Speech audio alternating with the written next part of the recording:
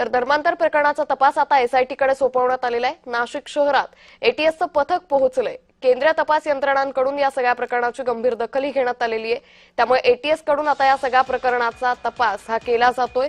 धर्मांतर प्रकरणाचा तपास आता एटीएस कडे सोपवण्यात आलेला आहे। नाशिक शहरात एटीएसचं पथक पोहोचल्याची माहितीही सध्या समोर येते।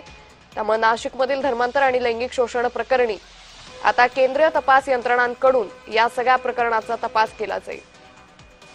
पुन्हा एकदा जाऊयात आमचे प्रतिनिधी किरण गोटूर यांच्याकडे। किरण, नाशिक शहरात एटीएसचं पथक पोहोचलेलं आहे। आता एटीएस या सगळ्या प्रकरणाचा तपास करणार आहे, त्यामुळे हा तपास आता आणखी किती तीव्र होऊ शकतो? खरं तर 2-3 दिवसांपूर्वीच केंद्रीय यंत्रणा या सगळ्या प्रकरणाचा तपास करतील अशा पद्धतीचं माहिती मिळत होती आणि त्यातच एटीएसचं एक पथक जो आहे तो नाशिकमध्ये दाखल झालेला आहे।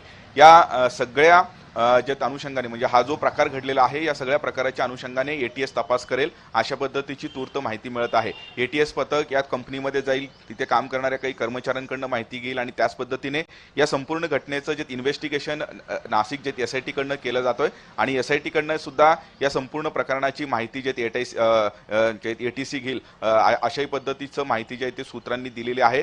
फक्त एटीएसच नव्हे तर एनआयए असेल किंवा जे वेगवेगळे केंद्रीय यंत्रणांची जे तपास यंत्रणा आहेत या यंत्रणांकडून सुद्धा या सगळ्या घटनेचं जे माहिती आहे ते घेतलं जात आहे। पण आता तरी एटीएसचा जो पथक आहे तो नाशिकमध्ये दाखल झालेला आहे, त्यामुळे या सगळ्या प्रकरणाची व्याप्ती वाढत असताना एटीएस पथक नाशिकमध्ये दाखल झालेला आहे आणि एटीएस पथकाकडून या सगळ्या प्रकरणाचा जो तपास आहे तो केला जाणार आहे। त्यामुळे एटीएस नेमकं या सगळ्या घटनेचा जे तपास आहे तो कशा पद्धतीने करतो आणि काय काय माहिती समोर येईल हे बघणं महत्त्वाचं असेल। निश्चित किरण, धन्यवाद आपण दिलेल्या सविस्तर माहितीसाठी।